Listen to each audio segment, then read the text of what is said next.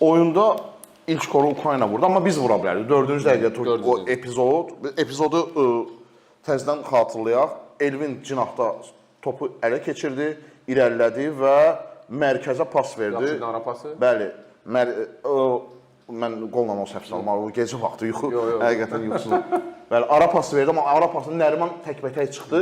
Zərbəsi biraz yavaş alındı, amma orada Nərimanın o zonanı görməsi, açılması, sprint eləməsi mükəmməl idi. Əlbəttə ki. Mükəmməl idi, həqiqətən. Kaş o qolu elə vurardıq, önə keçərdik. Və mən, gələ Nərimandan başlayaq da, Nəriman bugünkü oyunu necə dəyərləndirsən? 80 dəqiqə meydanda qaldı. Yəni o ümumi belə açıq desək ki, o biz gözlədiyimiz Nəriman effektini vermədi. Yəni Nəriman həqiqətən mən Nərimana daha çox şeylər gözləyirəm. Yəni istəklidir, çalışır, sürətlidir. Dediyi şansı necə yaratdı, birinci təzə başlamışdı onun. Yəni onun açılmağı, onun o istəməyi tabi, amma sonda tamamlamağa həqiqətən çatmadı. Yəni Nərimanı həqiqətən çox düşüblər. Nəriman həm cavandır, Nərimanın gələcəyi qabaqdadır. Həqiqətən Nərimandan gözəl oyunlar daha qabaqda görəcəyik, çox oyunlar, yaxşı oyunlar görəcəyik. Amma ümumi belə götürsə, həqiqətən Nərimanın yəni o effekti görmədik Nərimandan. Yəni ki, istədiyimiz oyunu almadı. Biz Nəriman tamam başqa cür fikirləşirik, tamam başqa cür düşünürük ki, Nəriman götürəcək üzərinə, aldadacaq, sürətlə yığacaq, şanslar yaradacaq. Amma elə bir Nəriman daha tez yoruldu, həqiqətən deyim ki, yəni...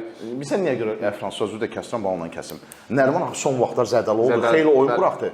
Qarabağda son çempionat oyununda oynadı. Bəli, tamam, razıyam. Ona görə adam o tonus ideal pik formasında deyil. Yəni fiziki olaraq kondisiyası imkan vermir ki, 90 dəqiqə oynasın, o tempdə oynasın. Bəli, düz vuruladı. Həqiqətən son zamanlar zədədə idi, təzə çıxıb və həqiqətən o formada ola bilər ki, formada deyil, amma yəni o şans var. Yəni indi bizə hamı deyirik ki, Aniya vurmadı, Aniya olmadı, amma futbolçu elədir ki, yəni baxırsan ki, 1 metrdən qapının içindən boş qapıdan qırağa vurur. Yəni bu futbolda olan bir şeylərdir. O da əlbəttə ki, istəyirdi qol vurmaq. Bəlkə daha yaxşı fikirləşib qapısını keçib daha rahat vura bilərdi və yaxud üstündən atıb tez fikirləşib daha tez üstündən atıb qol vura bilərdi. Amma futbolda belə şeylər olur.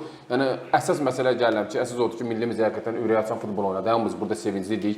Belə situasiyalar oyuna baxıb deyirdik ki, bayram eləyək, oyuna sevinə-sevinə girək. Manazdır ki, klanet atmışdıq orada. Oynaya olmadı, amma əsadı istədiyimiz futbolu gördük. İnşallah bunun davamı gələr.